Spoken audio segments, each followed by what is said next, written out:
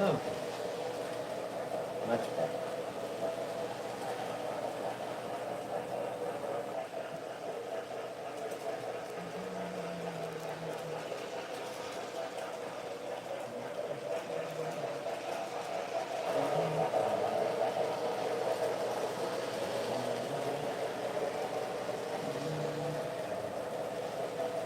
All right. Hello, hello. Oh, wait a minute.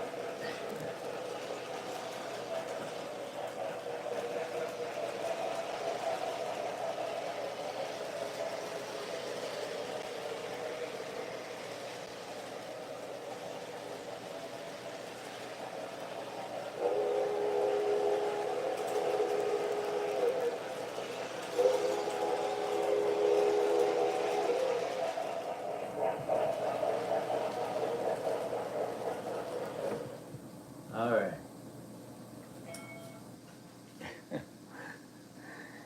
Okay. Let's see. Plug this baby in.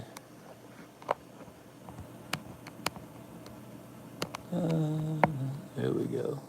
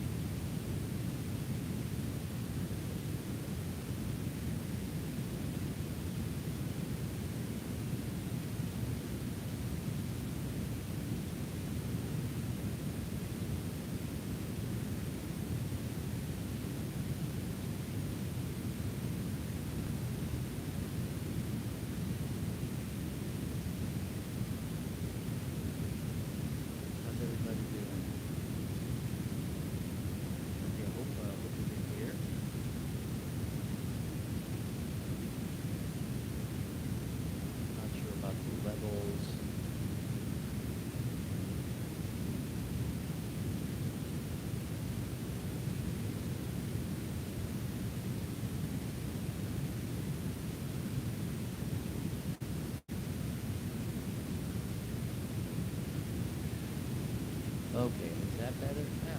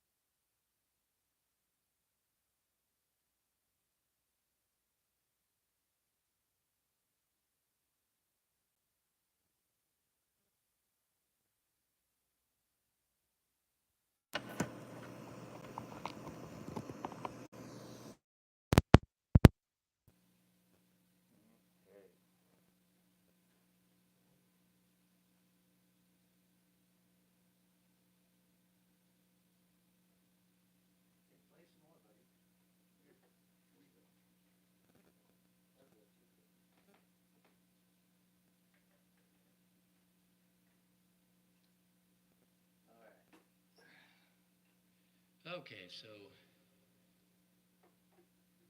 how's this?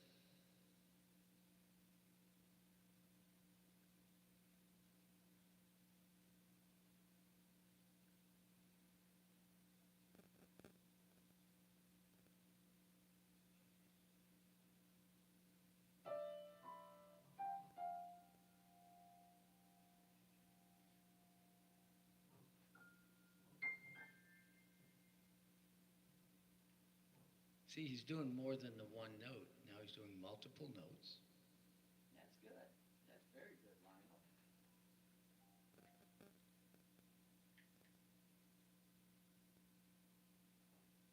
Okay, there it is. Okay. So, I need to turn this up. Check 1 2, check 1 2. Let's try it. Check 1 2.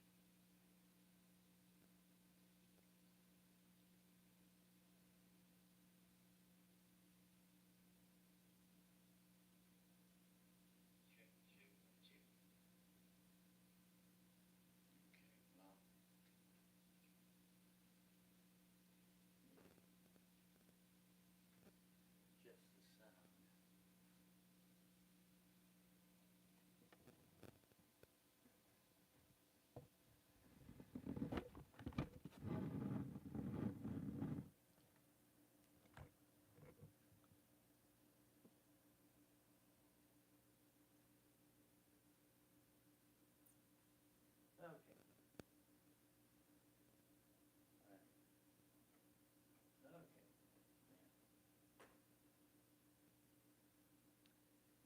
Okay. Okay, how's this? Check 1 2.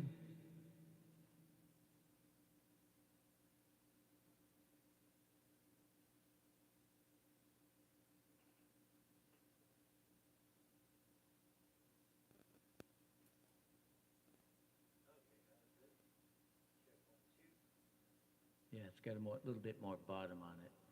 I'm EQing the sound, but what I did is I put a microphone on a music stand facing the speaker behind the phone. It's Rube Goldberg. Anyone know who Rube Goldberg is? Anyway, that's what it is. So who do we have here? We've got Don. Hi, Don. Adela T's in the house. Michael, D. Michael. Henry Knudsen. All right. Chopin. Yeah, that's his nickname. Anyway, cool. And Judith is in the house. Great. Let's see who else we got here. Yeah, Noah Shar yet. But yeah, normally on Thursday about 10:30, Shar's going. Are you going on tonight? And this computer is going through the longest boot up I've ever seen. I hope it's not messed up. Yeah, so I've been doing a lot of reflecting after hearing about Jeff Beck leaving us. A lot of people, a lot of y'all. I don't know if you were around in the beginning, probably not, but I just happened to be about 16 years old, 15, 16 years old when I first heard Jeff Beck. And this band I was playing in, who these guys, I'm friends with them on Facebook now. One of them ended up becoming an engineer with Tom Scholz, invented the Rock Man, and he was like the head of production for him. Tom was also with the band Boston. Anyway, my friend Matt and I and Leslie, we were going to be rock stars, and we were designing our future, playing rock music. That's back when, 10 years after Deep Purple, bands like that were just getting started. And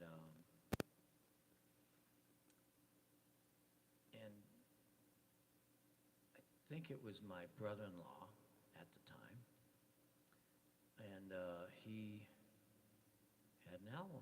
He had Jeff Beck, and he turned me on to Eric Clapton a couple of years earlier, and so there was this really cool song that the band that we heard and the band I was playing with was doing called Freeway Jam.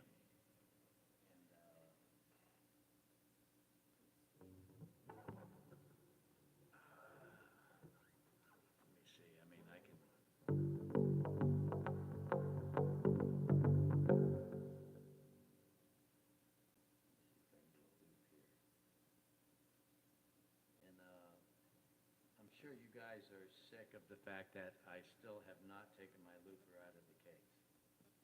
I'm kind of sick about that too. So,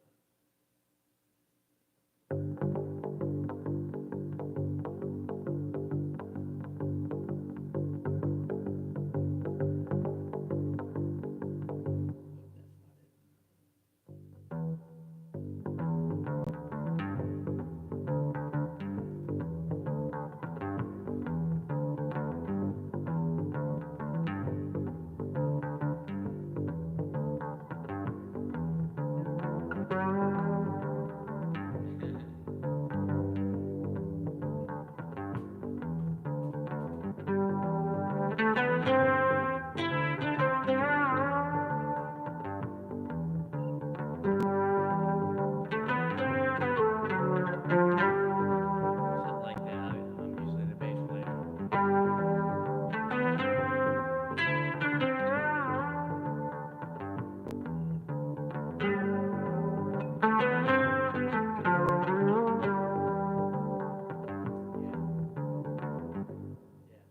Anyway, that's Freeway Jam. Then it goes.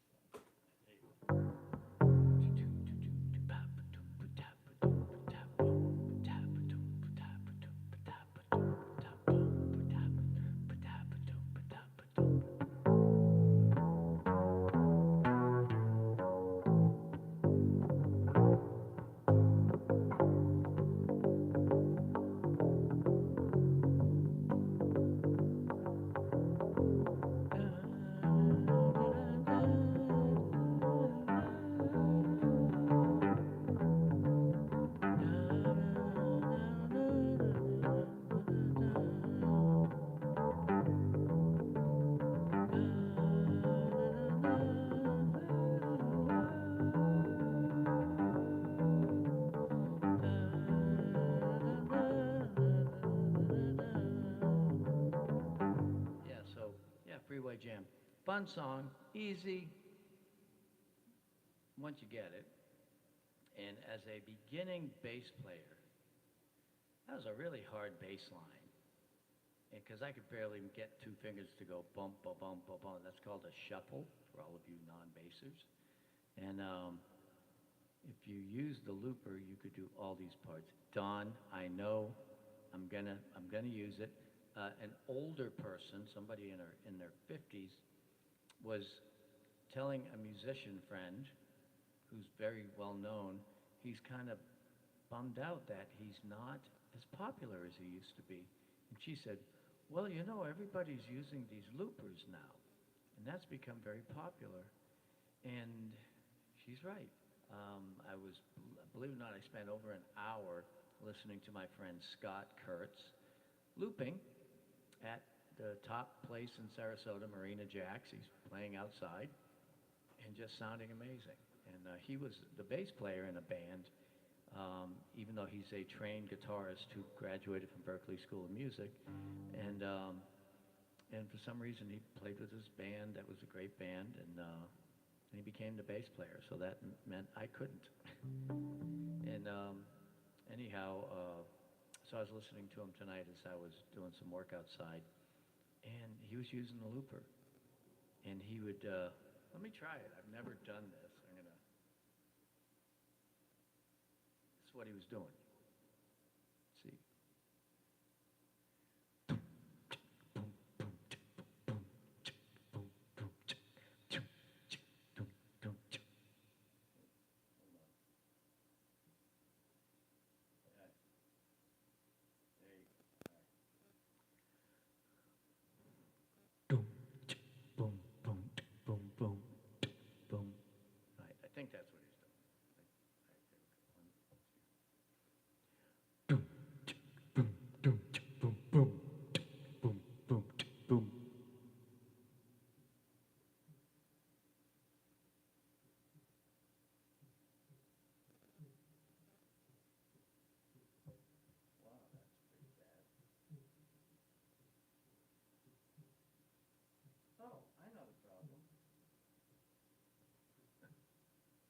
I'm trying to loop on my bass guitar pedal with a microphone.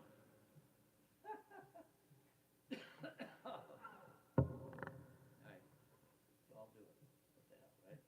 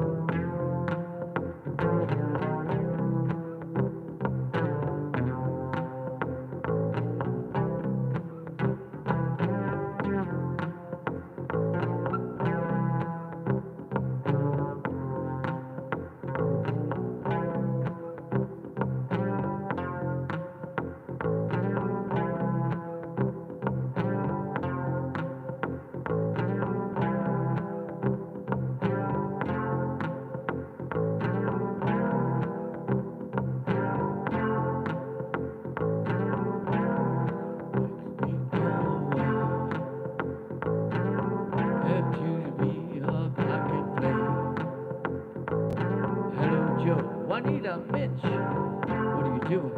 Good to see you. Yeah. Sister Mary Luke, all right.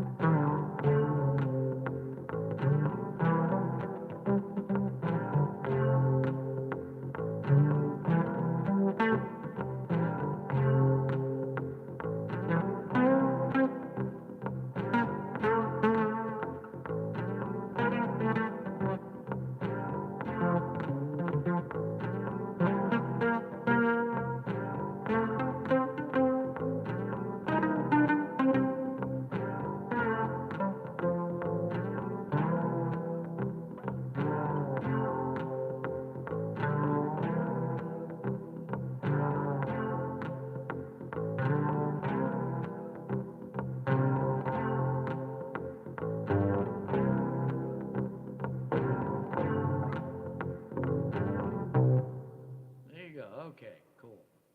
Yeah, so when I have the looper, I'll be able to loop the microphone because Scott was looping the microphone. He was going like, you know, he was doing all those drum sounds that those people do. Some of those musicians, like the Take Six, Pentatonics, they all have a guy beating drums, you know, with his chest.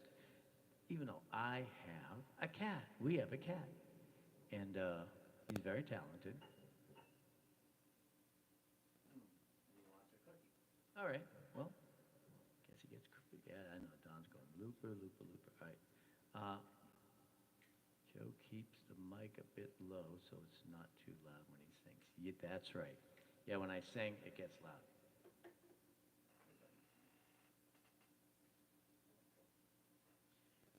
Don't zap yourself on the track. Okay. Anyway, let me shut off the transformer. I don't know if y'all have seen it, but we actually have a train that goes around the track, which you can sort of see it a little bit.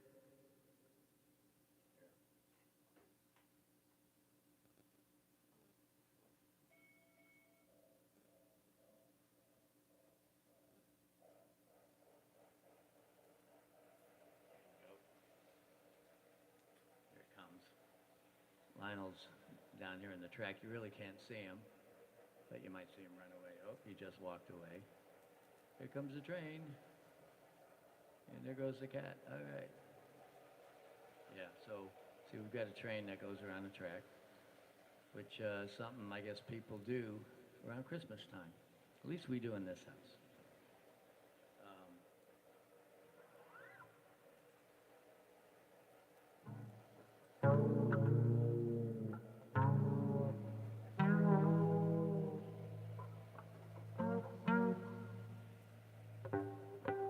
I have a trolley too, but I didn't set it up yet. Christine wanted me to set it up, but I didn't. And this is our new engine. It's a Pennsylvania something or other. Anyway, can we shut the train up?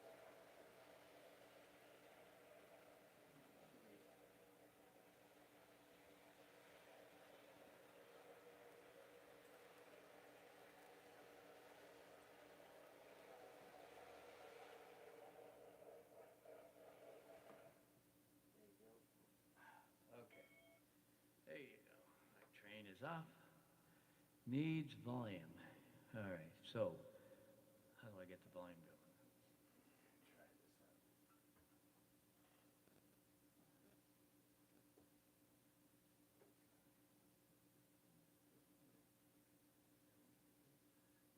Turn the volume up. Okay.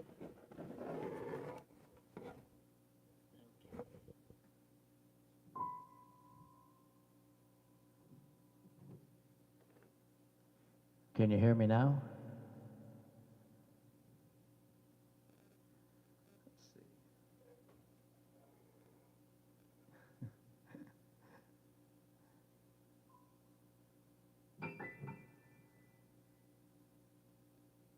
You want to jam? Come on, let's jam. Here we go. Yeah, so let's see if I was correct. I think Lionel likes 6/8.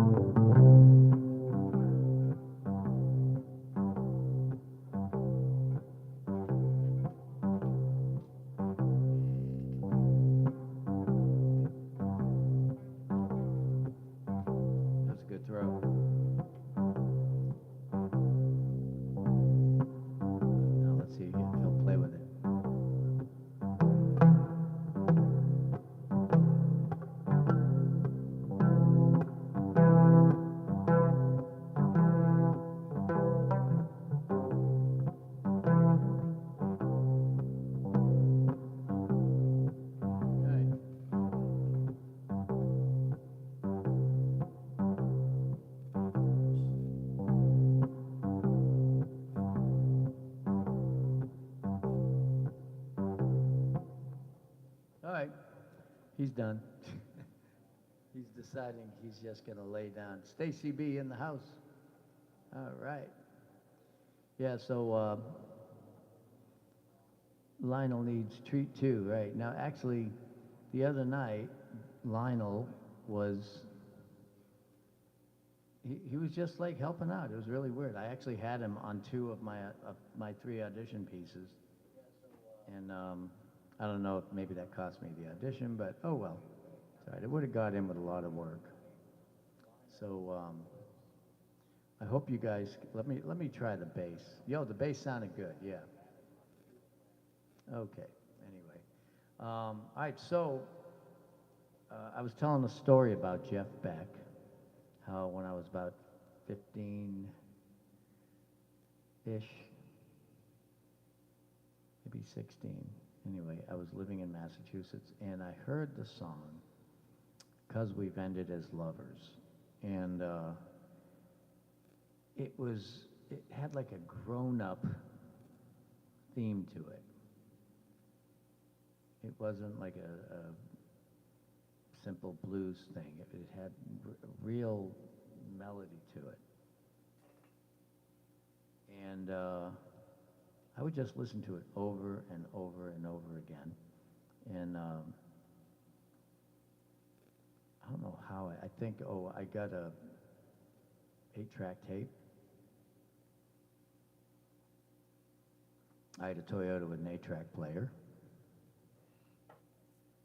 And I had Deep Purple, 10 Years After, and Jeff Beck. And this was one of the songs that I listened to a lot. And but I really never played it. I thought I had, but I don't think I did. I might have tried it, and but it was too slow. People didn't like it at rock gigs, so we just did Freeway Jam. That was the only Jeff Beck tune I really ever played. I played it all through high school, and still play it.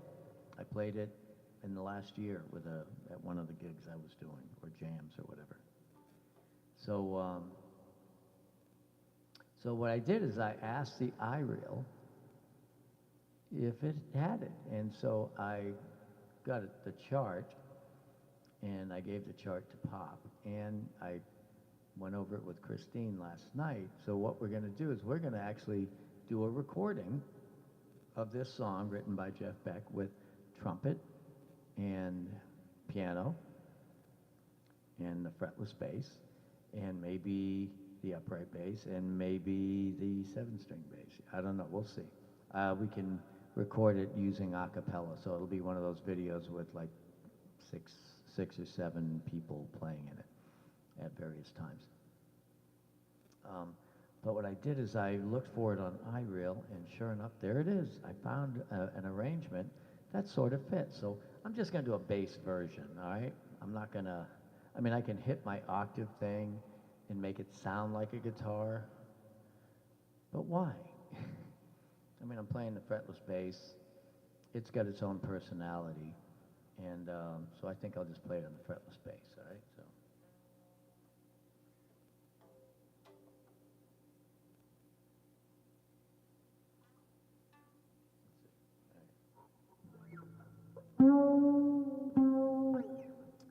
Any Jeff Beck fans out there?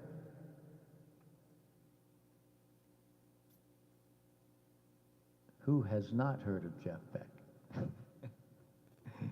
That's right. You don't have to answer that. You might incriminate yourself. All right, so this is somebody that about 4 years ago, I was recording at Allen's house with Dovydas, and Dovydas did this solo on this version that we recorded of I Have a Dream. I've Got a Dream, anyway. And Dovydas did a one-off guitar solo. I mean, he literally played it one time, and that's the track, that's the clip we used. That doesn't happen, you know, when stuff like that happens. And I listened to it, and it kind of sounded like Jeff Beck. So I said, how much Jeff Beck have you heard? And he went, who? So, we're all kind of related to that guy in the fact that that's how we all became connected. And it's kind of interesting. His approach is very European in the way he plays, all right? That's all I got to say, because there's more that goes into it than the American guitar players. American guitar players have less input, less notes to use. They just use more of the same, and it sounds really great. That's how rock and roll works. Dovydas can do that with twice as many notes, so, and kind of make it palatable. You can really listen to it. Just ask 1.5 million subscribers, right? So, I'm going to give this a shot. I cheated, guys. I have to tell you this. I played through this song twice.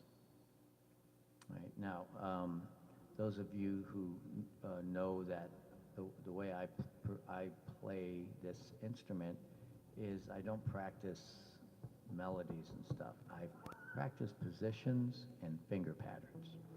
Right? So I had to figure out which finger pattern I was going to use to play this song. For me to really hone it down and get it right, I'd need to play it about 100 times. But that's not what I do. So if I make mistakes, so be it. It's about here that counts, right?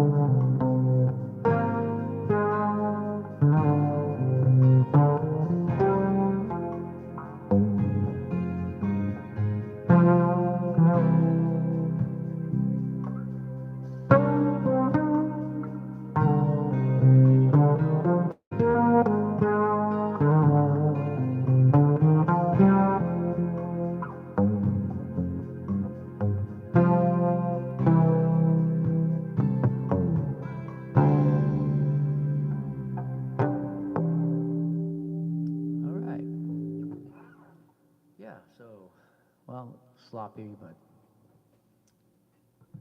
I didn't have the finger position down on that melody. That's a weird one, yeah. So, yeah,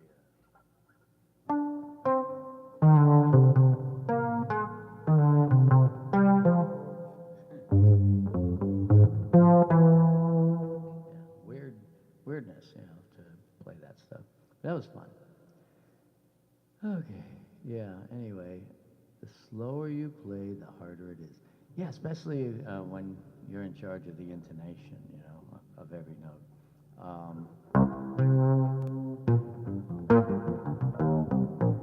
So I was listening to him play it several times since yesterday, and a lot of his lines come out of me quite often when I'm playing solos, and I didn't even know it. And so you find somebody that inspires you and listen to them a lot. Just, you know, don't practice them, just listen to them. If you practice them, what you learn, you'll forget. And it could become part of your playing too, so. When you listen to somebody a lot, and then as you get better at your instrument, you'll be playing something and a certain instance will come up where you're playing a certain chord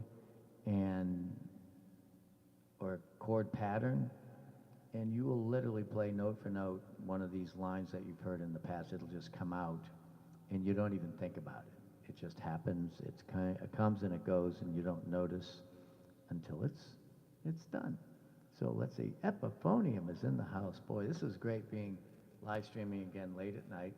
Now, Pop asked not to be here tonight because he is charging his batteries. He's been working a lot. They changed his medication, you know, 95. You got to make sure you keep all the things, you know, lined up. So they did that yesterday. So he's getting some sleep. Christine's had a busy day. She may be out here in a little bit, so that could be cool. So Jimmy Page joined the Yardbirds first playing bass.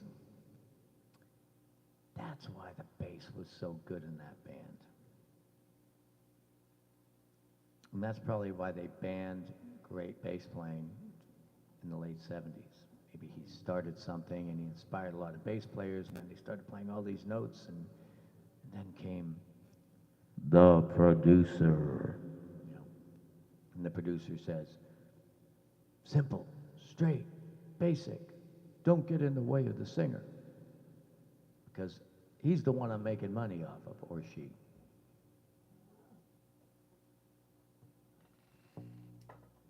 Yeah, that's what happens when you get people working for points. So, yes, it was fun playing this bass just now for you guys.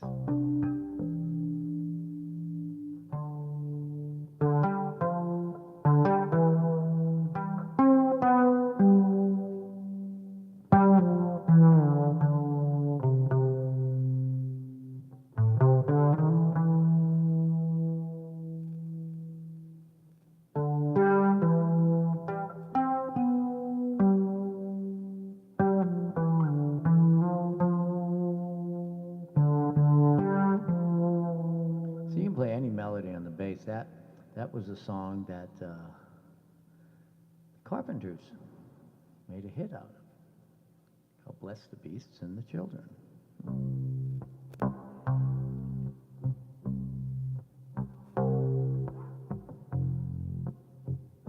Yeah, unfortunately, it has a pattern that's more than 30 seconds.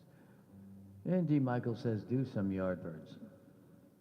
Okay, hold on. All right, so this is what I'm going to do. I'm going to turn my mic off, and I'm going to play some Yardbirds on the other computer so it doesn't, you know, get upset. And I'll be back in a minute. Chat amongst yourselves, okay? I'll be right back.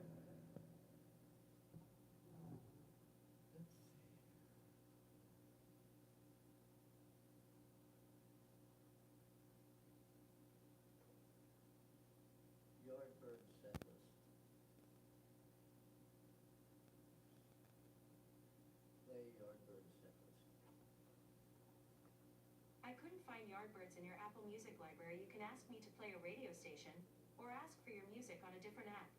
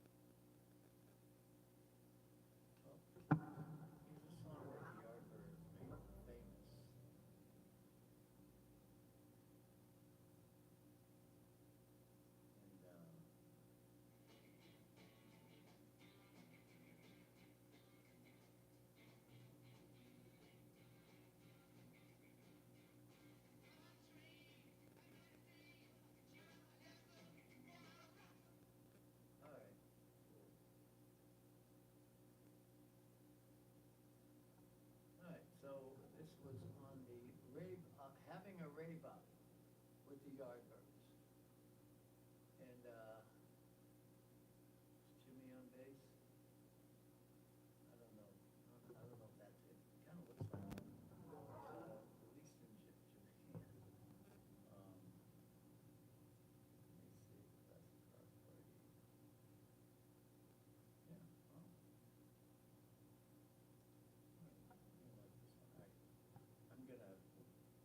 I'm gonna play Train Kept a Rollin', Yardbirds version, all right? It's a fast rock beat.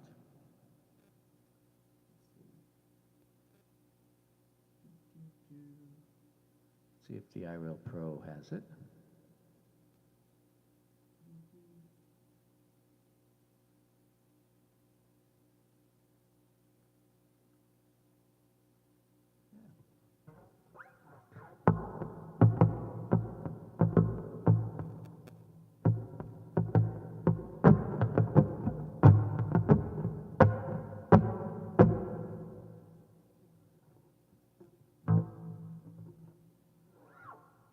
Should I do? Should I do it? Why not?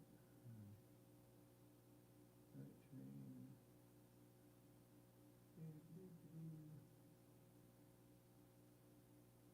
train kept a rolling.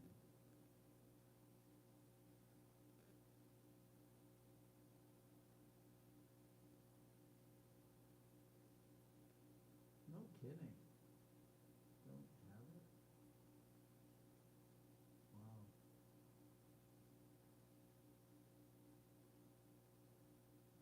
Train kept train.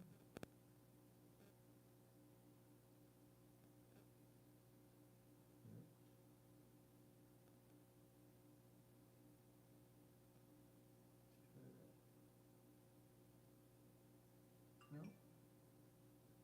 Cool. Well, I guess we're going to, all right, what I'm going to do is I'm going to use the drummer from the iReal. Let's see. Use a Beatles drummer. Okay, road's gone, bass gone, drums there, reverb down. Okay.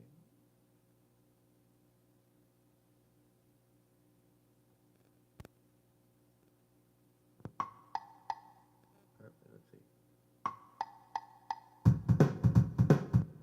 Nope. Not weird. Why is it a shuffle? Don't want a shuffle. Want a rock beat.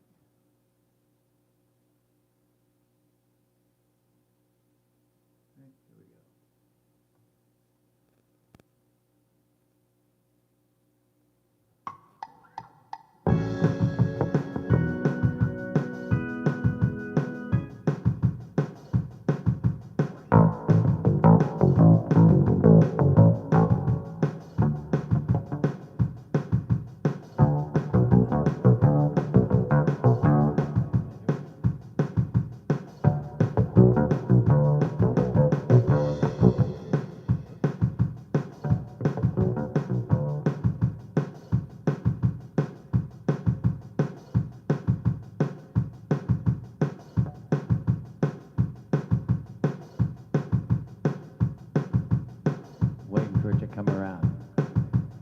we go.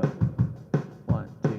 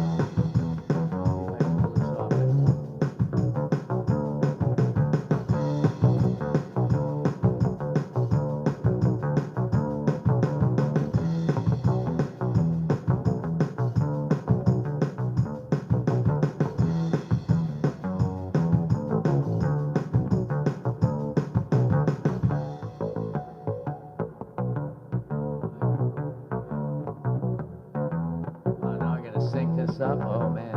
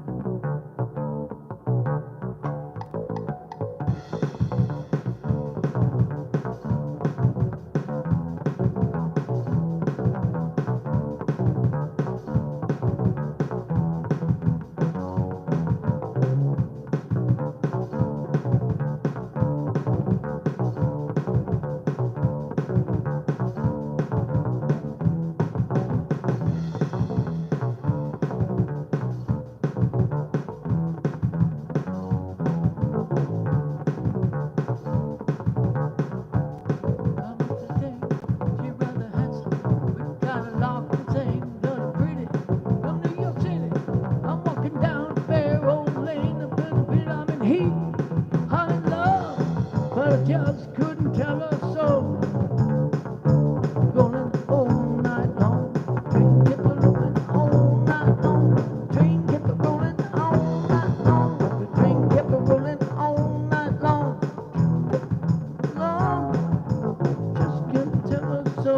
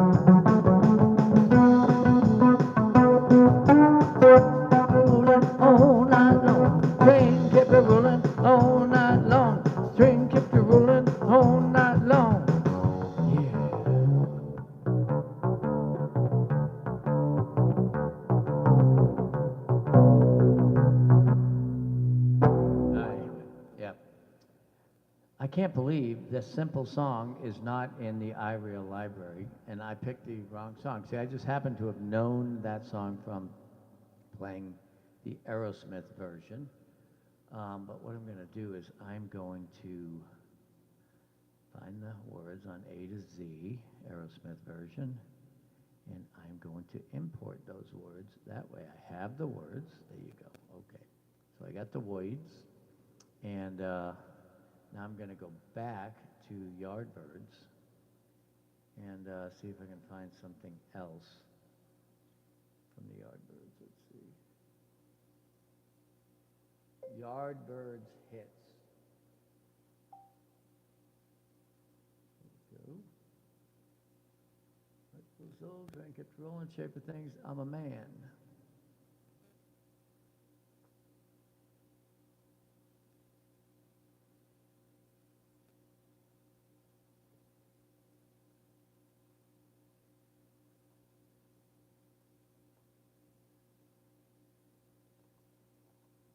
Come on. Hey, baby. There it is. Now it's up.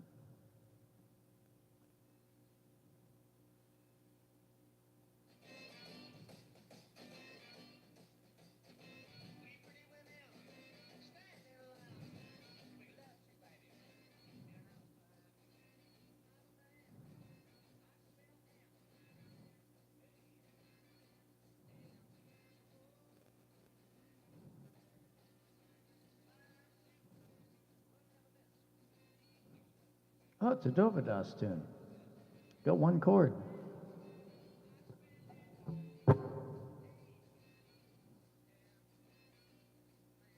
Man.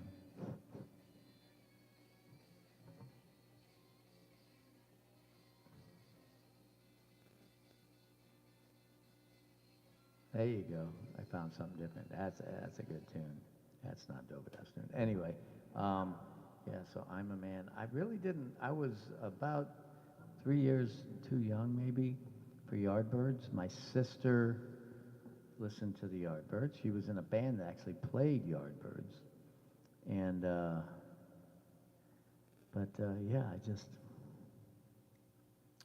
the bands I played with did stuff just after them. You know, I mean, when Eric Clapton was with them, I mean, because Jeff Beck was with them, he replaced Eric Clapton in the Yardbirds, and then went on his own, just as Jeff Beck. It's interesting how rock music started from such a really small core and then just exploded. That's how it starts, right? It's like a nuclear explosion. Anyway, all right, so yeah. So I don't know, that wasn't too good.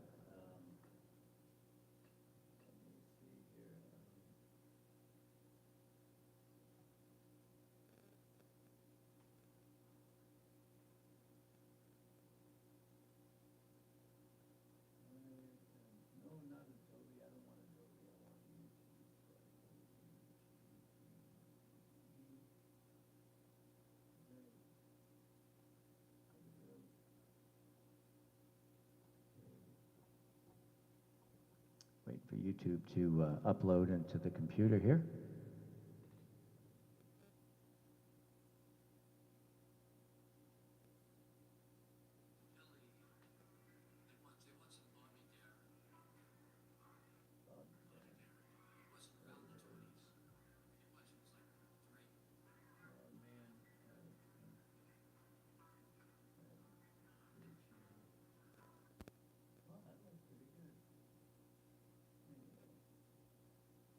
All right, so I am now looking at you guys on the computer over here, and this way I don't have to play these games and go back and forth. Now I'm going to go back to the words, and I got the melody right here.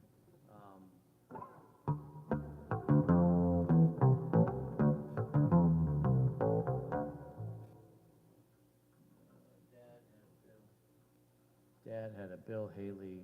Yeah, Bill Haley was before the Yardbirds. And the Yardbirds were kind of going down a new road, you know, playing just a completely different genre that was like blues and rock oriented, but not the Chuck Berry style blues, which was traditional 1-4-5. You know, which the Beatles actually took the Chuck Berry groove and kind of did something pretty big with it. I'm not an expert when it comes to music history. I was just a bystander, and I just played bits and pieces of it over the years until now you can line up thousands of bits and pieces over the last 40-something years, because I just keep playing different stuff all the time. Tomorrow night, if possible, I will be live streaming from a gig with the #1 band from this area, say just north of here. It's a place called Bradenton. And this band is a band I played with from 2009 until 2018. And it's called the Dr. Dave Band. So the bass player that replaced me, he has a procedure, medical thing, and but he needs to get anesthesia that day, so tomorrow. And because of that, he can't gig tomorrow night. Band is very famous for this thing called the team drink. And you don't even want anesthesia effects in the same room as alcohol. So anyway, Dave asked me to come in and fill in tomorrow night and play bass. So it's going to be a lot of fun. And it's one of the favorite bands I've ever played with. And the band does lots of great music. Let me give you, well, let's see. Did he email me? I think he might have emailed me the set list. Let me see. Doo-ba-doo.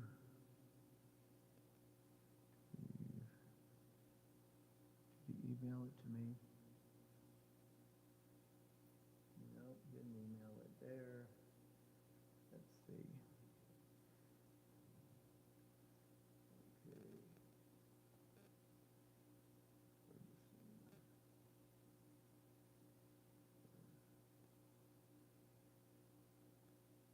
Nope. Darn, he must have texted it. If he texted it to me, it's on the phone that is doing this video. So, yeah, but we're doing songs by Alabama, songs by Skinnerd, songs by Bob Seger, songs by all the country guys, Big and Rich, Keith Urban,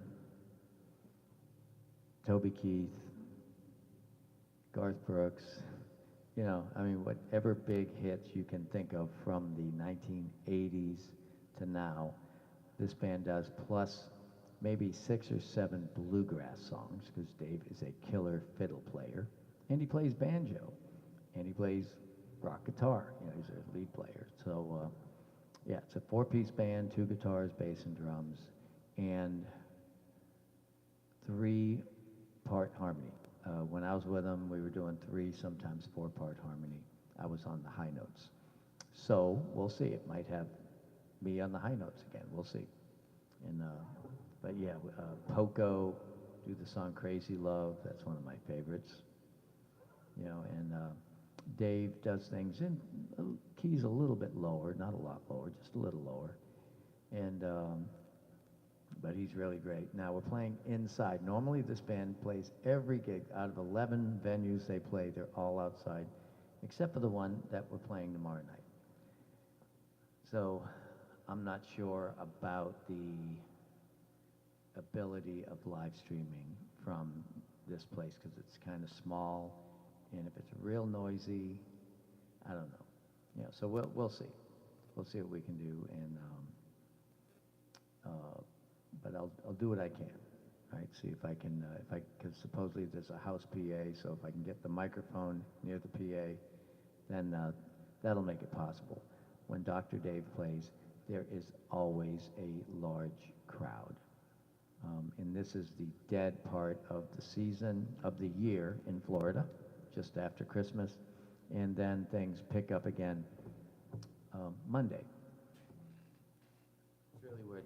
The season comes full steam into Florida 2 weeks after Christmas, and that will be Monday.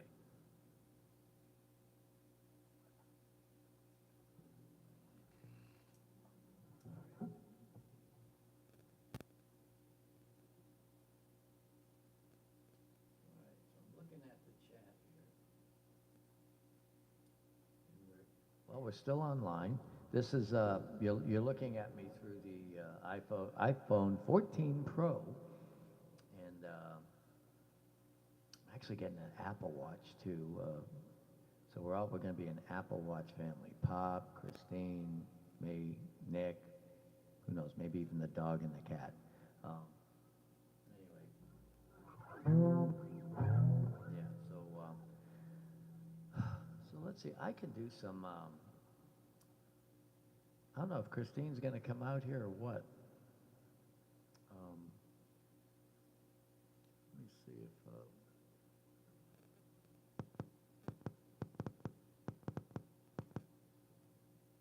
yeah, I'm just curious, let's see if there's any Jeff Beck, any more Jeff Beck in this thing here. Styles, songs, right, styles. How about, let's put this way. Jeff Beck.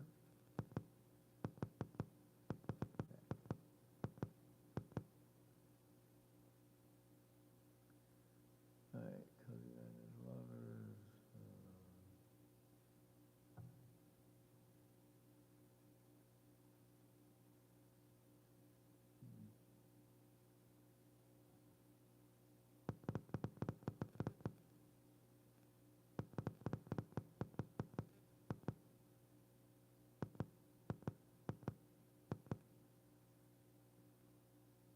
How about that click in there, huh?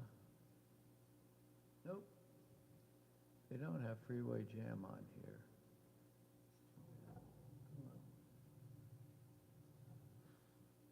Bluegrass Jam, Key to the Highway. All right. Time. So there's no Jeff Beck in the iReel.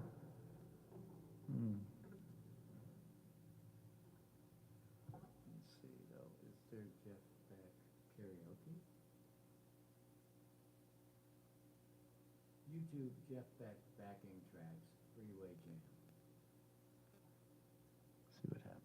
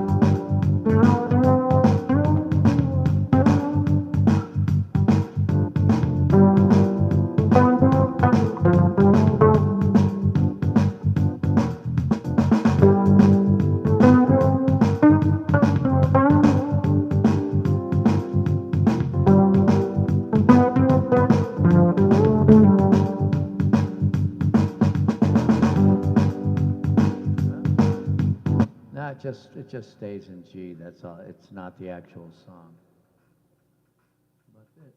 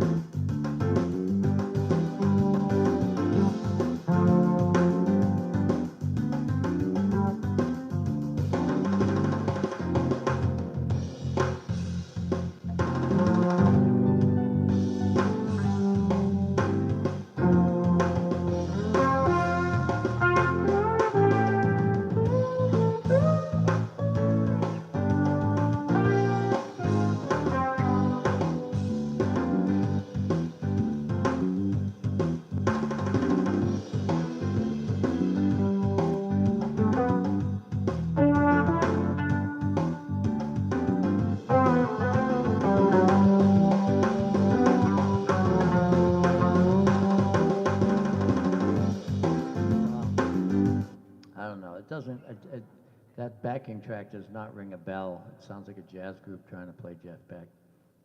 Sorry, guys, but that one, it just seems to be a little bit off groove. What do y'all think? So, some reason the chat is gone. I think it's gone. Let me go back.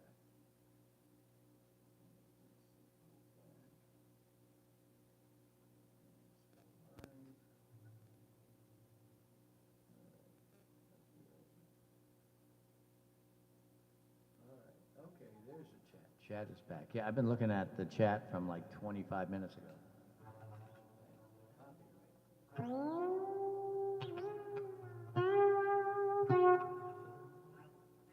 see. The cool thing about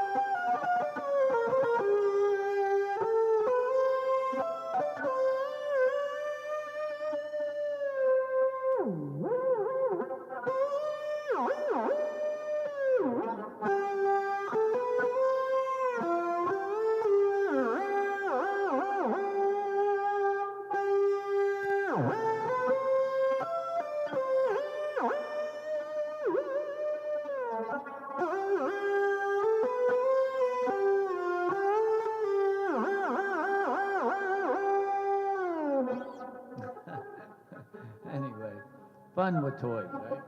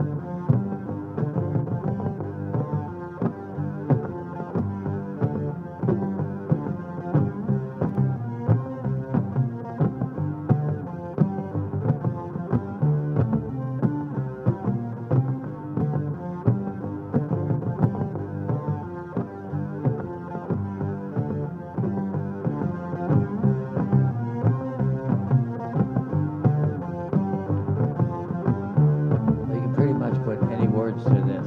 It's playing.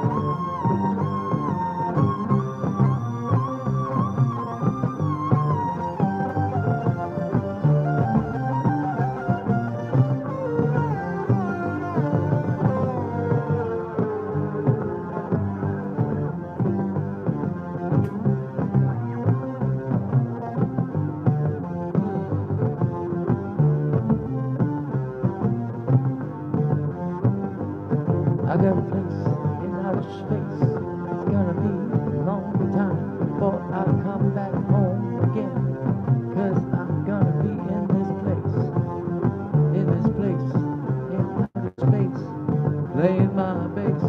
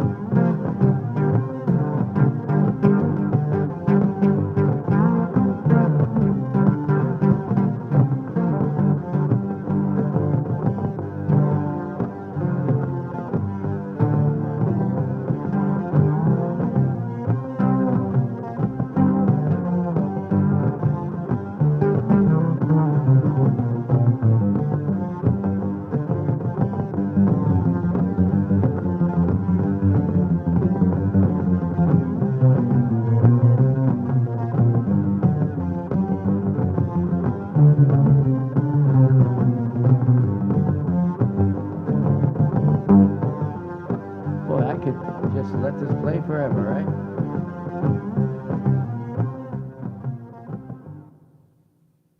Let's get a volume control. It's still playing though. Okay, so.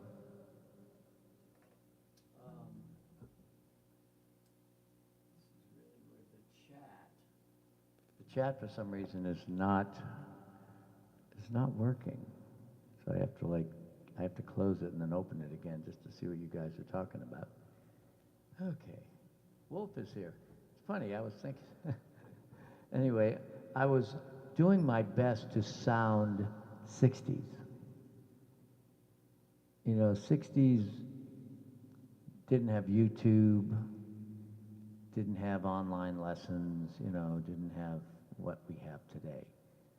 You know, monster concerts with 100,000 people at them, and so on and so on. So people couldn't learn like they could today. So in the 60s, there weren't a lot of virtuoso guitar players, bass players. The virtuoso bass player was Jimmy Page on bass, and of course he was a guitar player. And everybody knows what he did with the guitar. Yeah, he was great. He was the best. Anyway, yeah, the stuff I like is here, I'm gonna shut that off. Go back to the regular stuff, regularly scheduled echo. And let's see, there's the chorus. Yeah.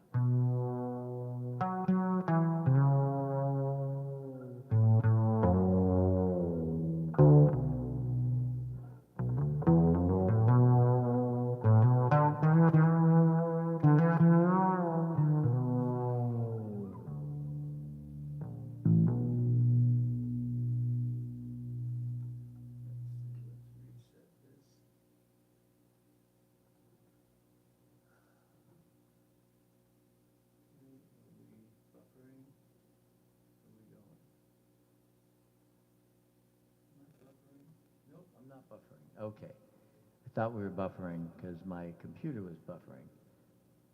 I don't know if I was on fire, you know, but the bass was on fire. I was trying to sound that way, you know, that bass players used to play back then. And believe it or not, I started, the first time I ever played bass, I think it was 1970.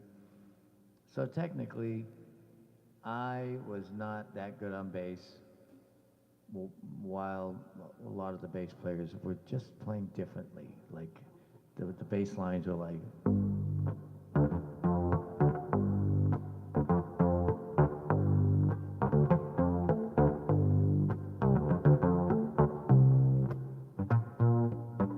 You know, none of this Les Claypool stuff. But I'm sure Jimmy Page inspired Les Claypool and people like Les. Karen M. is in the house. Hello, Karen.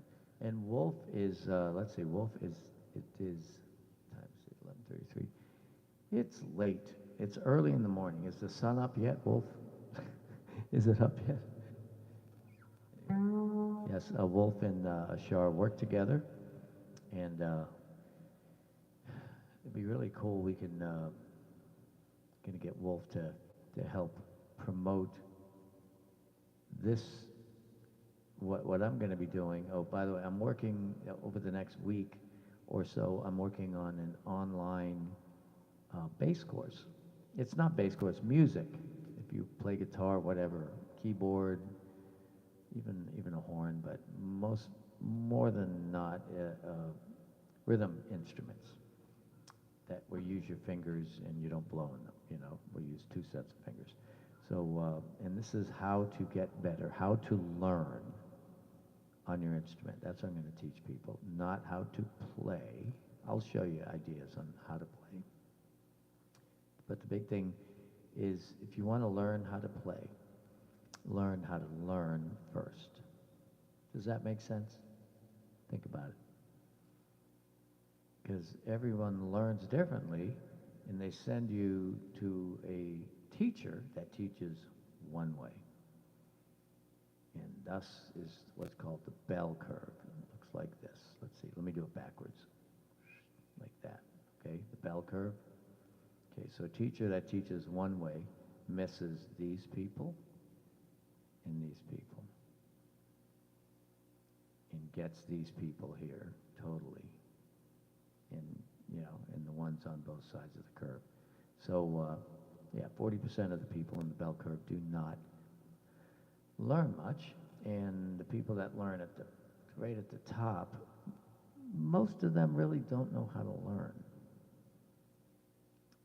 Because if you know how to learn, then you know that you can't think and listen at the same time.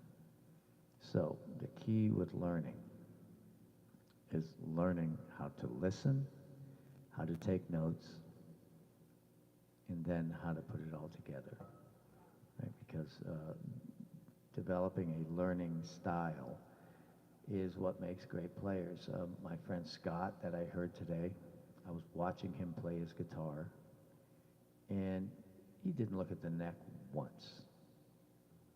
His fingers just walking all over that neck, playing wonderful solos and chords and whatever. So that type of playing, when you don't look at your neck, you're not thinking when you play, which means you can learn while you're playing. And that's how I do it, right? So, because we've entered as lovers, you know.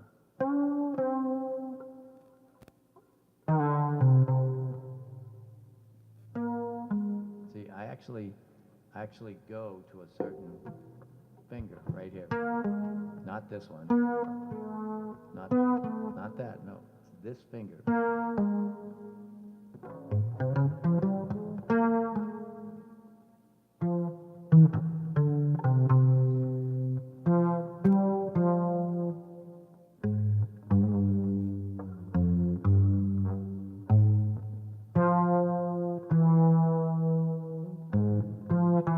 That is a weird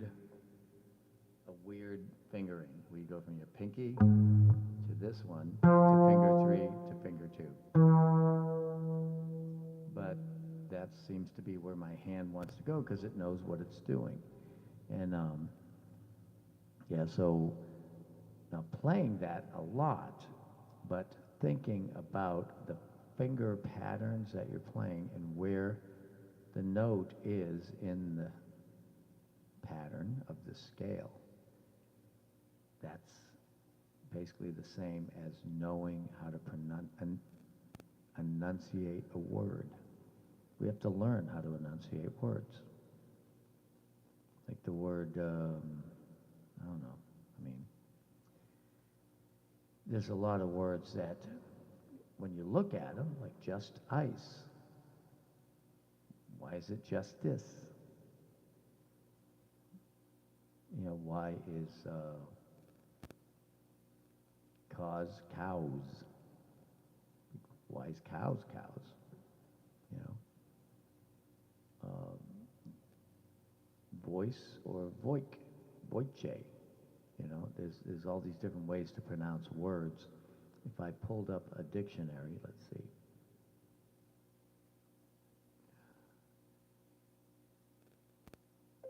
Dictionary.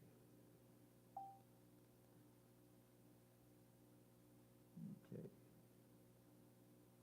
There you go. Just pull up the dictionary and English. Right. Oh, whatever. Go to dictionary, open. There you go. How about if I just open it and see what happens? No. Unfortunately, there's no dictionary that I can just pull up and look at words. Yeah, so apothecary.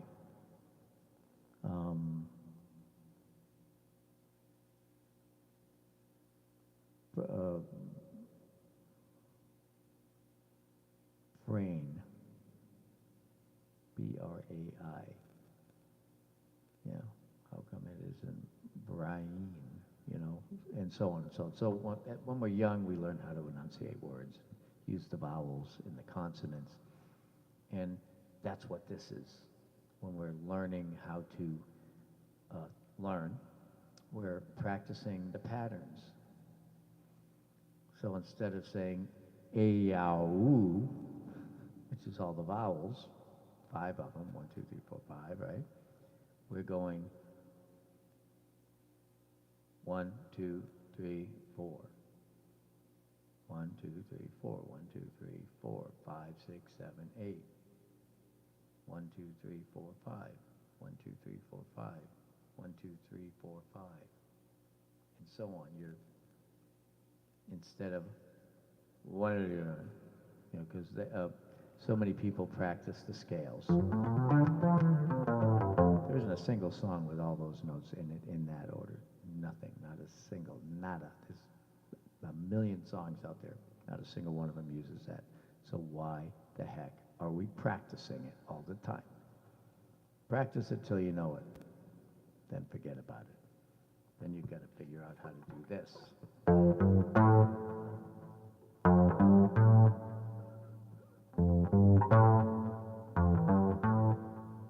See, you got all these different positions.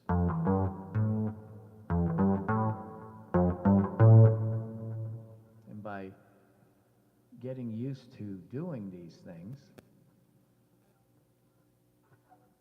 by playing them literally for minutes every week, you just do it every week. And if you do it every single week, never miss a week, after 10 years, that's 500 times, 500 weeks you practice that for 10 minutes. It's 5,000 minutes of doing that. That's a lot, right? Because you can do that at least 30 times in a minute. So 30 times, that's 150,000 times you can play that pattern, which means you're going to be a heck of a lot better 10 years later. But you got to start, and that's the whole key with learning, is you got to start, and you got to chill out, relax, don't worry, you'll get better. That much better every single time. You can barely see the difference, but it's not noticeable. And I just know I'm better today than I was 30 years ago. 30 years ago, I was pretty good. They called me Joe Jazz, And 30 years ago, I learned how to play blues. I learned how to take all the jazz out of my playing and fool people, make them think that I was a blues player. And but the weird thing is, when you're playing simple music, do not, and you're putting a gig together, whatever you do not hire good jazz players, because you'll destroy your jazz career by playing simple music. Like if you're playing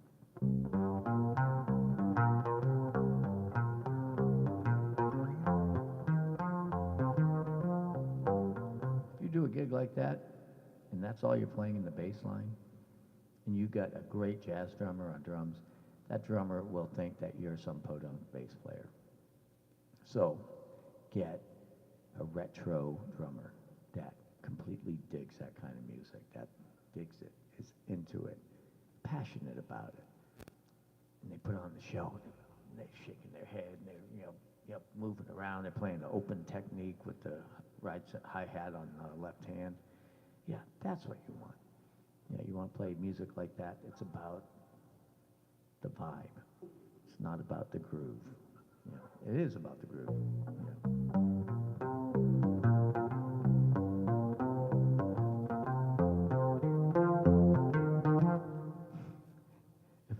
If I were to record that and just play it over and over again, you will hear.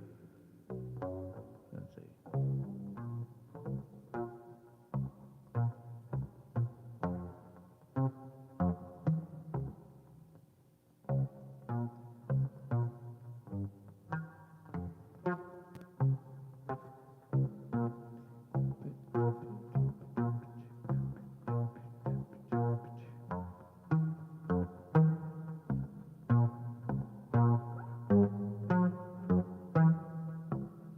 See, that's where the groove lies there.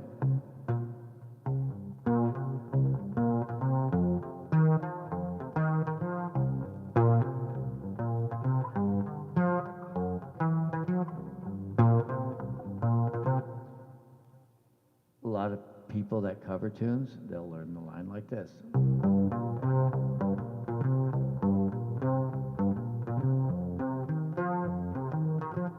You can barely tell the difference between the two until you crank the volume up and you fill a room full of people, and then you compare how many people are on the dance floor for this band. Groove.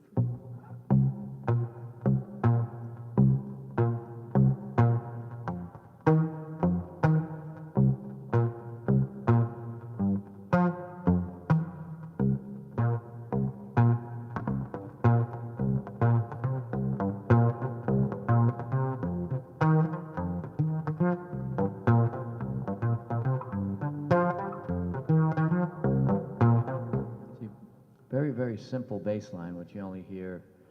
You tell your mom, tell your papa, tell your sister, tell your bro, I'm ready. Oh, I'm ready. I'm ready. Gonna be on me. You know, so on. You take something really simple and you can do something with it. But machines, digitally, I don't know, can AI play that? Absolutely. If it's programmed to. If AI has that in its factor that it has to look for a pulse, it takes a lot of computing power to feel the pulse of a song.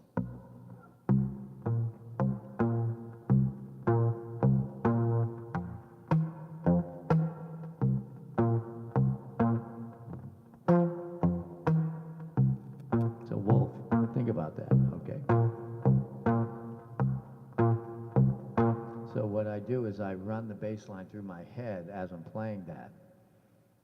And then as I'm playing the song, right, here's the secret. I flip it around. And I'm not listening to the bass line. I'm listening in my head to dum, dum, dum, dum, dum, dum, dum, dum, dum, dum, dum. That's what my head hears. My fingers are playing.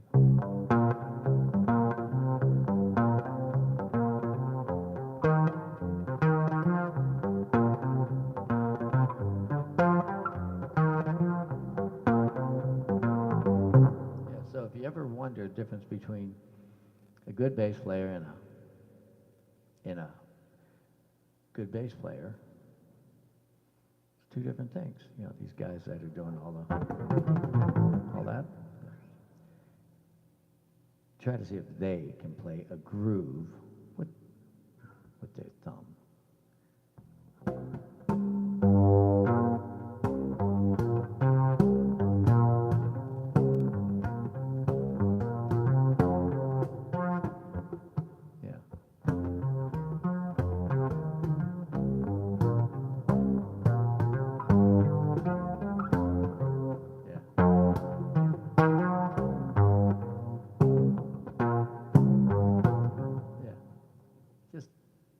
Thumb can't do that. Thumb can get funky and it can play some really wild stuff.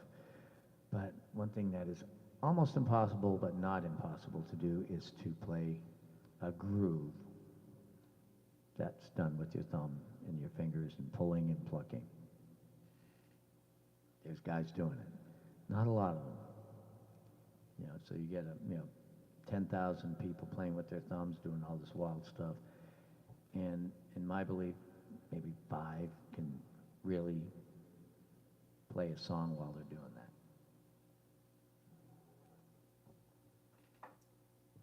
I'm not one of them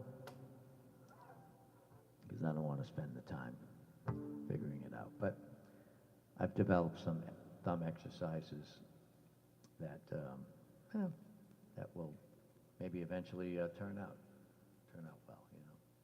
Right, I'm going to reset my screen again. Boy, that thumbnail's pretty cool. I laid down on the ground and took a picture of the train as it was coming, and it worked out really well.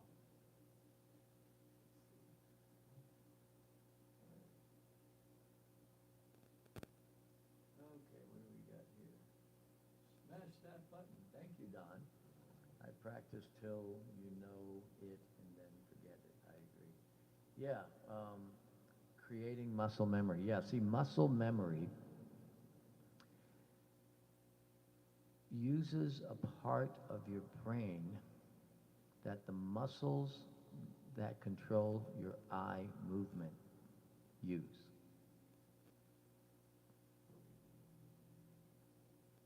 This bass has no frets. My fingers know where the notes are. I mean, if I'm off a millimeter, you can tell. You know.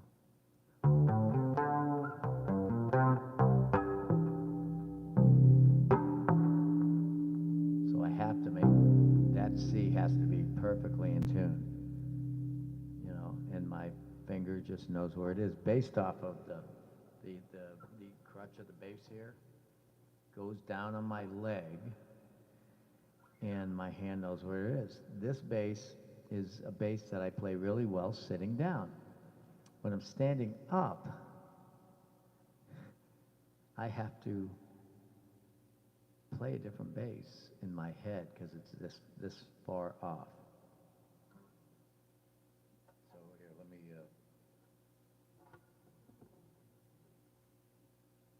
It's really fun. It's really fun going off on these tangents. All right, yeah. So.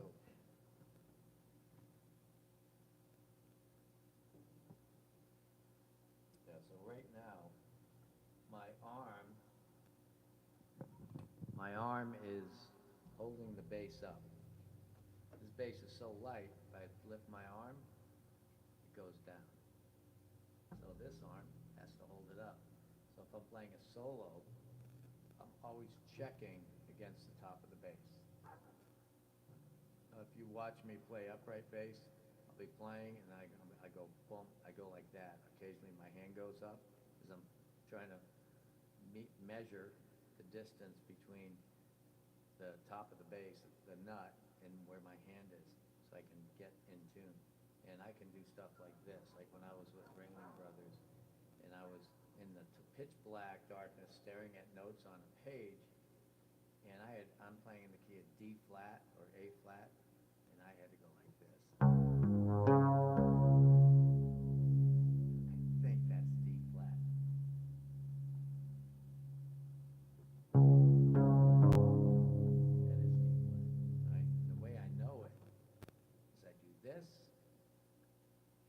Feel my pinky right there, and then my index finger has to go past where my pinky is. And that's D flat. That's like, it's a little flat of D flat, but if I notice I'm out of tune, I do this. That's 2 or 3 cents raising the note right there. You can't tell, but you can tell when you're out of tune. Yeah, so fretless instruments are another world, but this is real muscle memory. So when I went from this bass, October 31st, 2005, I've told the story a couple of times over the last few years. October 31st, 2005, Halloween night, second show, drummer Justin, he's right behind me, who was a guitar player in the blues show. We were in the gold show, and he was playing drums in the gold show. I knew he was a guitar player, but he says to the keyboard player, Matt, who's up in the front of me, Christine's over here, and he goes, "Hey, Matt, I'm selling my 7-string. I said, "Really? 7-string guitar?" And he went, "No, bass." I said, "You play bass?" And he goes, "Yeah." He goes, "You want to buy it?" And I went jokingly, "I'll give you $500, just a little, whatever, joking around." He went, "Play it next show." He dared me. So after the second show of 3 shows on the Saturday, October 31st was over. I'm pretty sure it was Saturday, October 31st, because I know it was Halloween.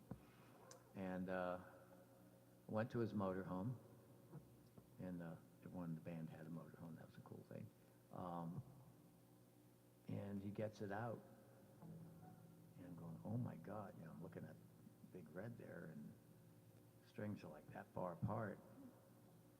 And I had asked the band leader if I could play a fretted bass in the 3rd show, and he goes, "Sure." So here I am with this monstrous neck, and I had not played a fretted bass. I mean, I owned one. I was going to play it in the show, but the owner of the show said he wanted me to play fretless for the whole show, and which is what I was good at. So anyway, I went cold turkey. Show number 2 on this bass, show number 3 in the 7-string, and my fingers knew where the notes were. The strings were the exact right distance apart from my fingers. more so than this bass. This bass, the strings are fairly close together. A Fender, 5-string Fender jazz bass, strings are this far apart. My fingers are blind on that bass. Cannot see. The strings are so far apart. Made for people with hands that are about, that long. Okay? My fingers aren't that long. So that's what Fenders are designed for. And they do make one P bass that has the strings closer together, but I don't like the sound of it. Anyway, so I went to the 7-string, and it was easier to play, and I never put it down. And it took me until about 2009 where I noticeably looked at the bass and could actually see. I mean, it wouldn't mess me up. But it took 5 years to look at the bass neck with my eyes. Because anytime I would look at it before, I'd get lost. Because my fingers knew exactly where they were going. And so muscle memory is a form of thinking with your second pair of eyes, your fingers. And so this course I'm putting together is showing people how to use their second pair of eyes and how to develop them, how to help them see, and how to get them to speak. If you're playing fretless bass, it's really weird. A lot of people play fretless bass like this. That's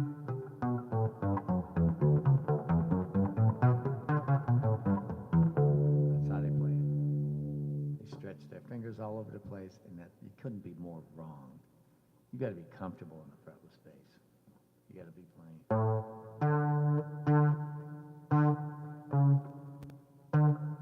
Like a, shoot, I'm losing myself.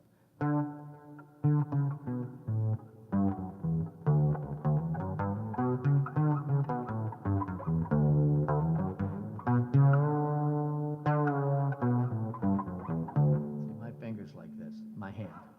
It's not like this. It's bad.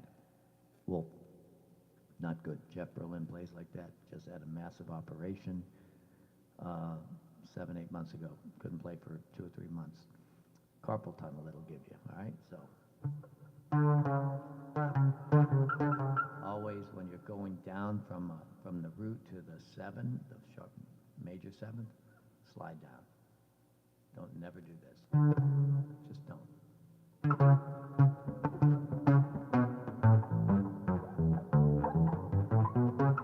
See, that way your hand is comfortable. It's relaxed. All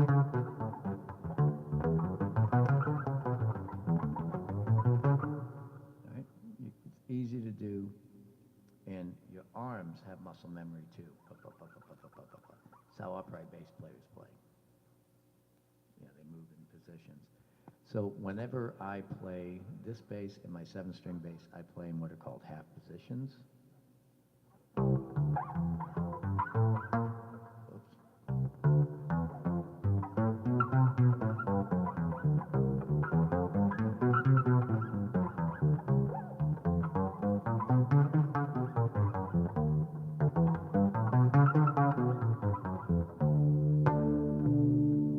Yeah, so it's out there anyway, yeah. See, you don't use this finger. This finger doesn't exist until you get down to this position. Because you don't have to stretch.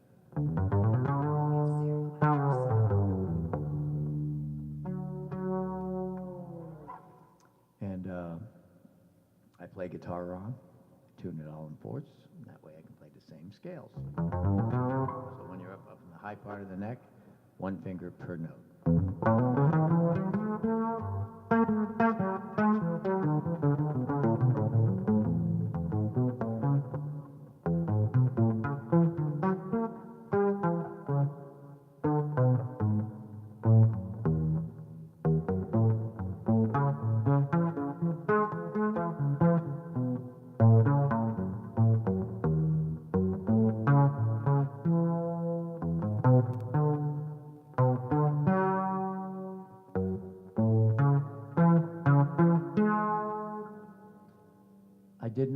think that pattern I just played, I just thought the degree in my fingers knew where to go.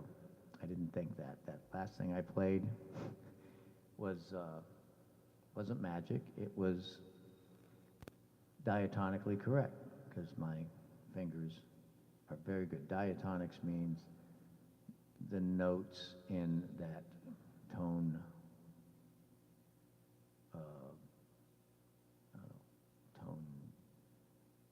that tone group, right? There's a group of tones that go together to create chords inside of the scale. So these are the 1, 4, 7, and then 1. That's a major. That's a minor. That's a major. 4, 5, major. 6, minor. 7, it's diminished. And then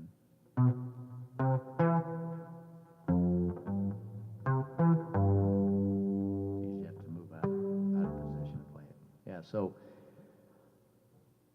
those major scale triads 3, tri. I don't know why they call them ads, but yeah, triads, are good for fiddling, fiddle players. Fiddles are tuned in fifths. So a third on a fiddle isn't here. Fiddle third is here. So it's, because a fiddle is tuned instead of, it's tuned in fifths. And so you have to learn all different fingerings. I actually know a bass player, Isaac Mingus, who is a principal cellist and bassist in symphonies. He's 25, 26 years old. Guy's amazing. He's going to end up getting that gig that I went and auditioned for with 1 day's notice. So I'm having a good time just blabbing with y'all. And I see that we still got a handful of people here. Let's see.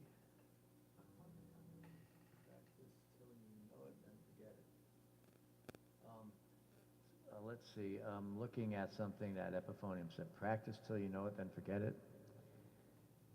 If you want to practice less and get more results from playing, practice till you understand it.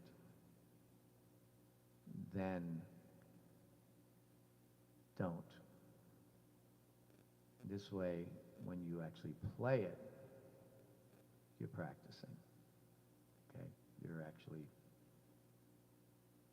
you are achieving the act of playing it correctly using the way your fingers pronounce the chords, versus playing something from memory. When you play something from memory, there's zero learning going on. It's literally downhill.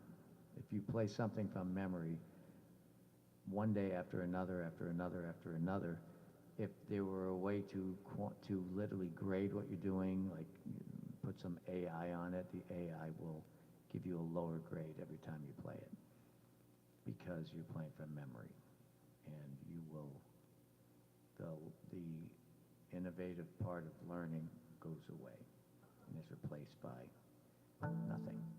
So something I learned a long time ago about practicing, somebody told me, famous jazz musician said, never practice what you don't have to.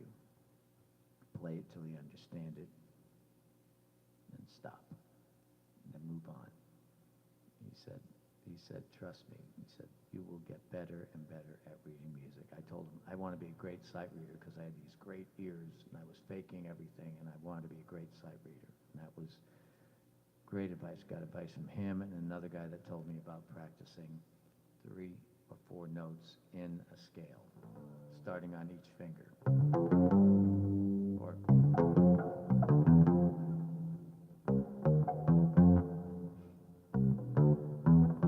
you know, so you start on each finger. And you do this. I just did it 4 times.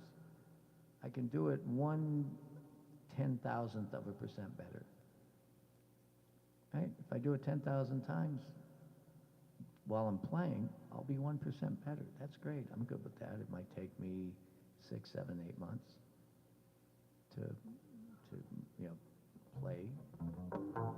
Every time you play through patterns and whatever, your fingers get familiar, and it's fun to go like the standard blues shuffle bass line.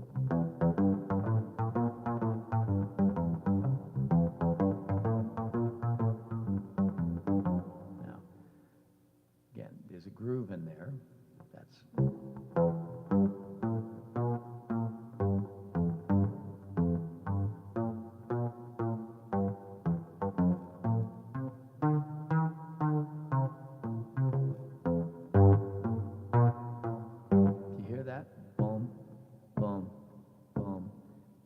shuffle has an important part of the beat on 1 and 3. So the bass player is not responsible for anything but 1 and 3.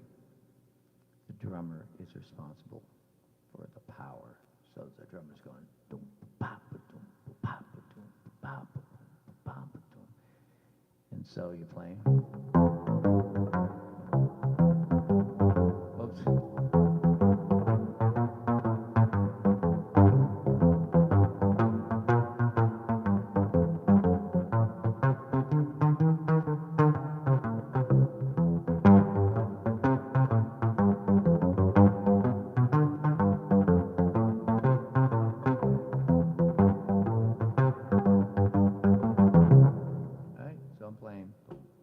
Even though every beat I'm playing 1, 2, 3, I'm putting emphasis on every beat. I'm just putting a little bit more on 1 and 3. So I'm going 1, dum, bum, bum, bum, bum, bum, bum, bum, bum, bum, bum, bum, bum, bum, bum, bum, bum, bum, bum. So the team of the bass and the drums make the shuffle really, really happen. If it's not happening that way, nobody's dancing. Keys, bass, and drums working together. Each person takes control of a certain part of the beat, and the magic happens. People get on the dance floor, So there's so many things in the group. But yeah, so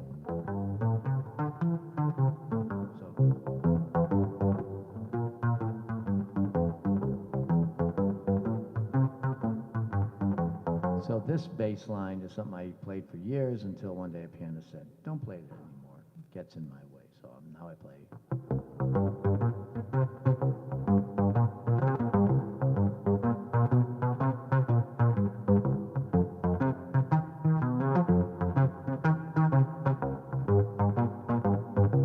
I do that. But if I have to play that 1, 3, 5 bass line, I'll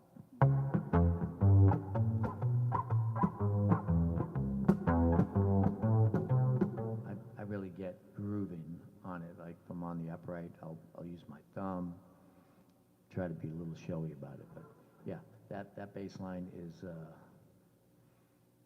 it's in a lot of blues songs. And but if the piano player is leading the band, just don't go there. Just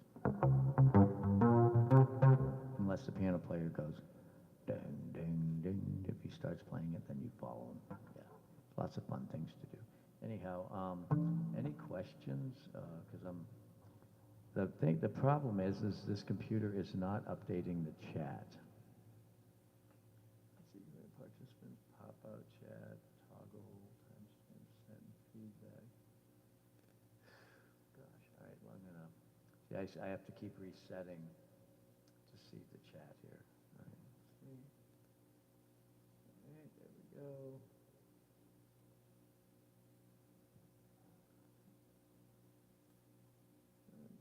Take care. Karen's out of here.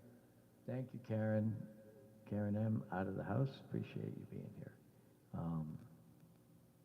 I don't even know how many people are with us at the moment. If you like it, smash that like button.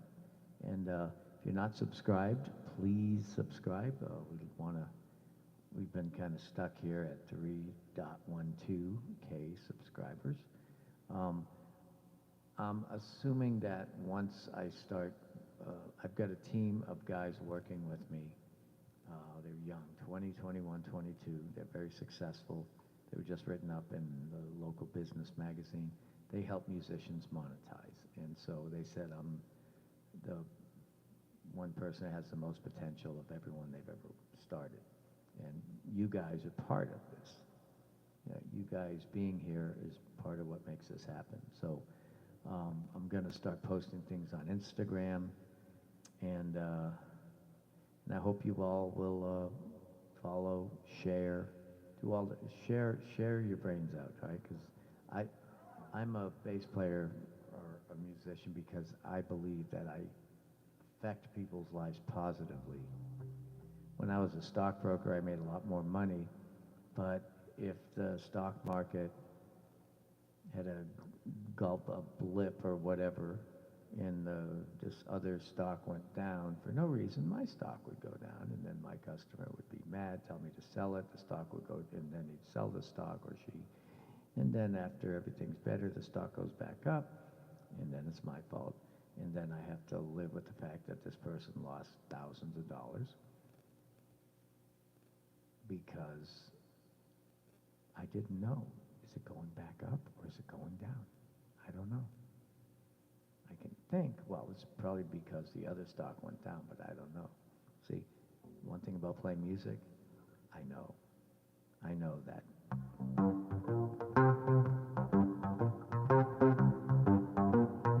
I know that 1, 2, 3, 4, 1, 2. I know that. That will put people on the dance floor. Putting people on the dance floor is a good thing because they get on the dance floor, they're happy, they're dancing, having a good time. Don't have to drink. I mean, a lot of dancers drink water, put dance clubs out of business. But anyway, but I love doing that. And pop has made millions of people happy over the years. Every week, he'll play in front of 50, 100 new people. So it adds up. So he's affected the lives of a great deal of people. Our thing is we have to figure out how to make it in this economy. My friend Richie Kicklighter, one of the most gifted guitarists I know, he's playing gigs for $80, $100, which he's been doing as long as I've known him. Now he's a night watchman. That's what he does. He'll finish his gig at 9, play 6 to 9, and goes to work on Longboat Key, just so he can play music. All right, so average income is approximately 3 times what a musician makes. That's the average American income. 1980, I made the average American income doing the same exact thing. So, so when you see a tip bucket, tip the band. They need it. Right? People are no longer doing music for extra money. If you're working a job making $22 an hour, operating a cash register or, saying welcome to Walmart, and you live in, up north somewhere in California, there's a guy out doing gigs for $100 a night.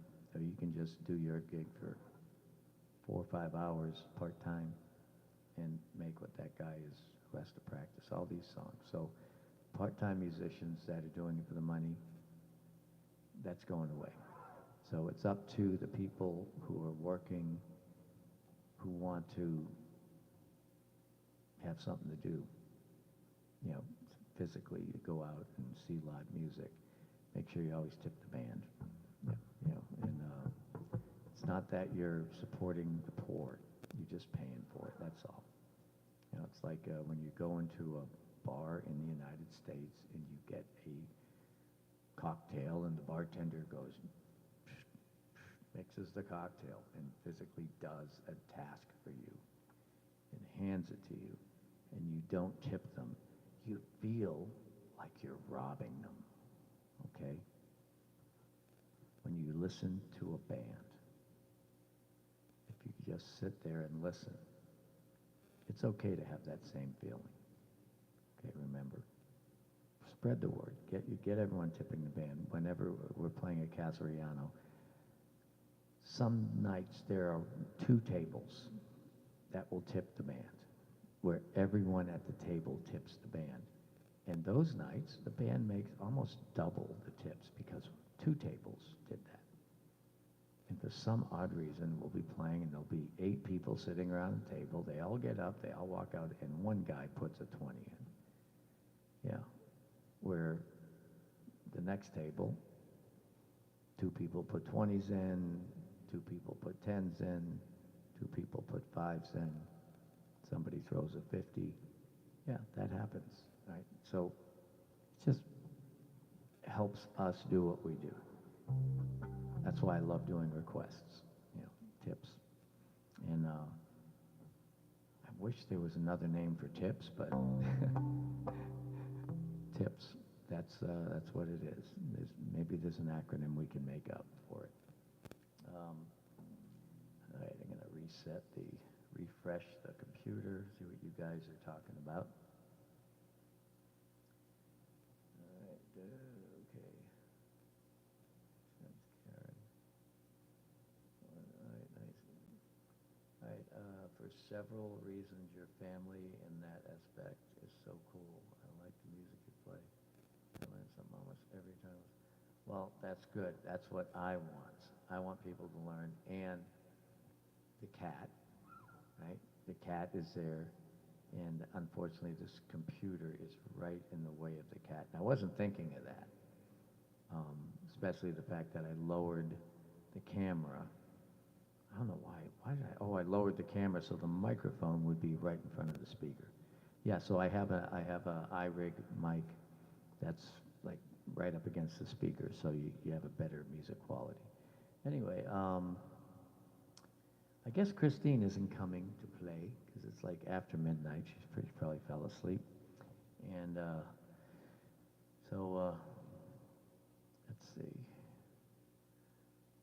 Let me look for something to do here.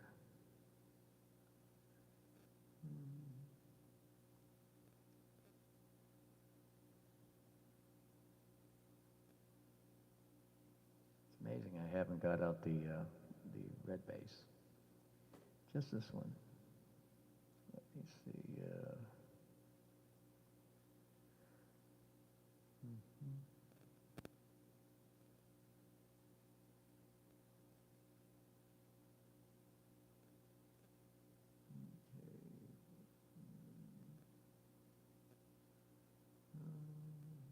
All right, do we have any requests? All right, and have I missed any requests? Lionel thinking about a tune, says D. Michael. All right, Lionel, it's okay if you want to join in, buddy. Okay, I got the cookies right there. See, there you go. You know what to do.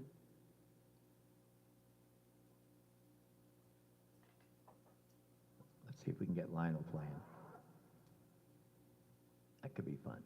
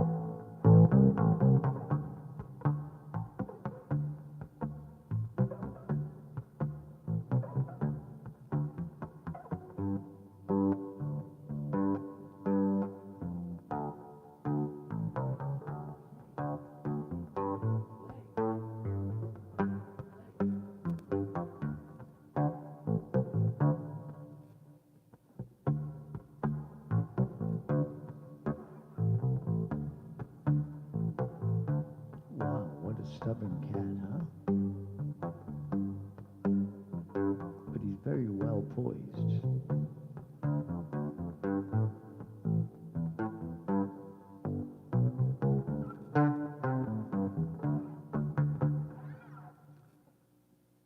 Well, the cat wins, but you don't get a cookie.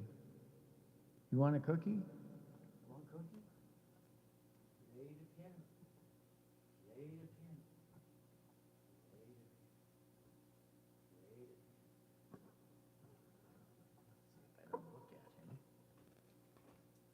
See if I don't look at him. Maybe if I don't look at him. Maybe that's the key, right? We'll see.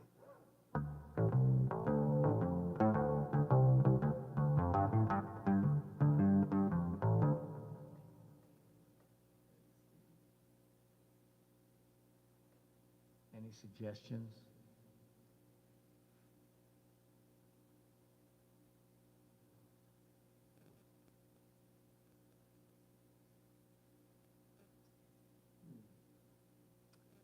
Wonder what kind of cat, what kind of music the cat would like to hear.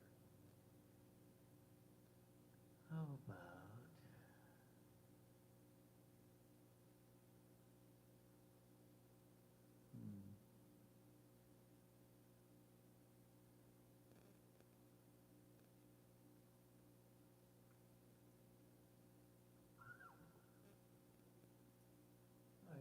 I think he might play along with this one. All right. Let's see. Okay. Oh, he's walking away. Lion. Come on.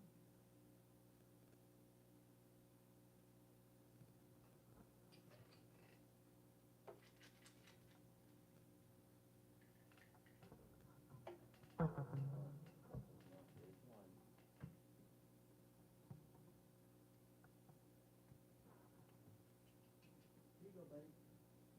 Here it is. You know what to do.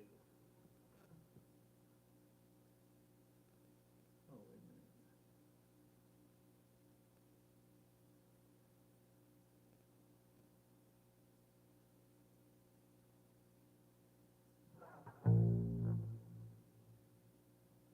All right, go on.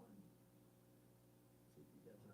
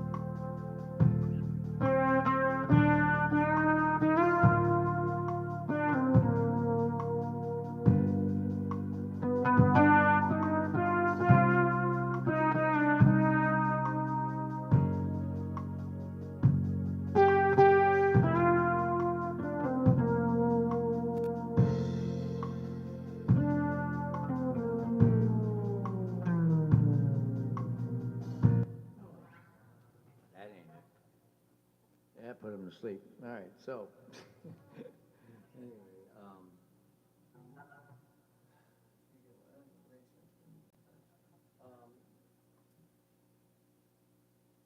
right, guys, well, I am not going to play Get Happy.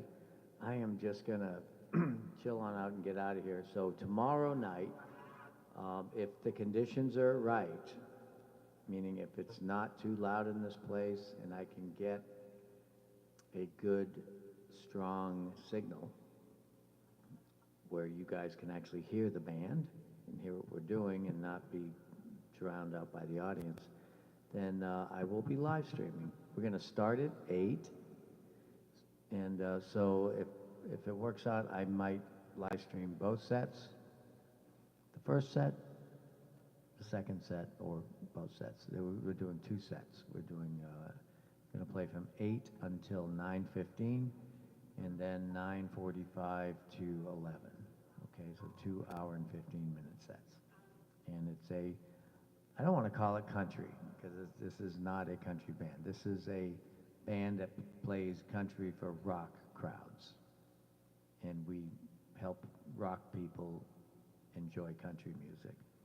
And yeah, the band really rocks out. It's a great band. So great drummer, guitar players, and me. So, and again, just one time. That's it. I would love to play with Dr. Dave again, but I like to do multiple bands. I like to do all these different kind of gigs. And if I play with Dr. Dave, it's 3 nights a week, 4 nights a week, you know, so. And it's great. The audience is great. The gigs are great. They're a lot of fun. But my bag is playing different styles of music, live streaming with you guys, things like that. So, so we hope to see you tomorrow night, and if we do live stream it, share it. It'll be good. It should be good, anyway. So I will hope to see you then, and then of course, and then Saturday. All right, Saturday. I'll plan on live streaming Saturday. It'll be from the Don Cesar Hotel. Look that up. C-E-S-A-R. Don, C-E-S-A-R.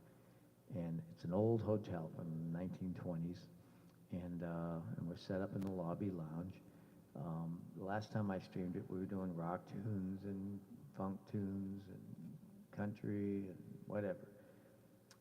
But the band started doing so well that the manager came out and said, we don't want you to play, we don't want you to sing, because the crowd was getting too noisy, and it's an old hotel and you can hear the lounge from some of the rooms. So, so that 1 or 2 rooms wouldn't complain. They told the band, instrumentals only. So, so it's an instrumental gig. We'll be doing lots of popular tunes instrumentally, okay? No singing. So we'll be doing 60s, 70s, and standards and so on. So that'll be Saturday night, 7 to 10. And then, of course, Casariano on Sunday. And if you want 10:30 a.m.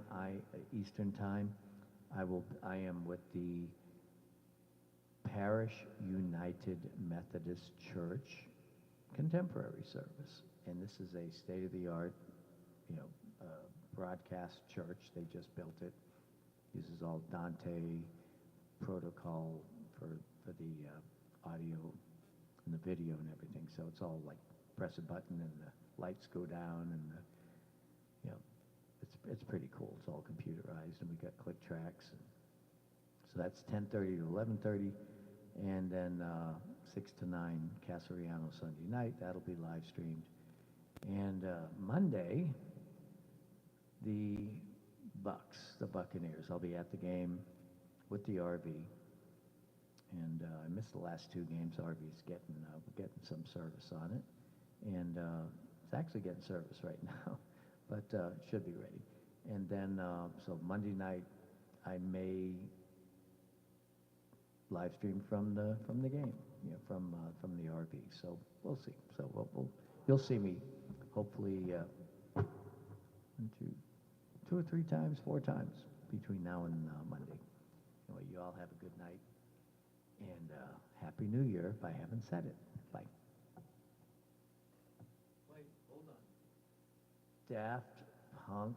See, now I'm just looking at this. It says, Joe, did you get the request, Daft Punk?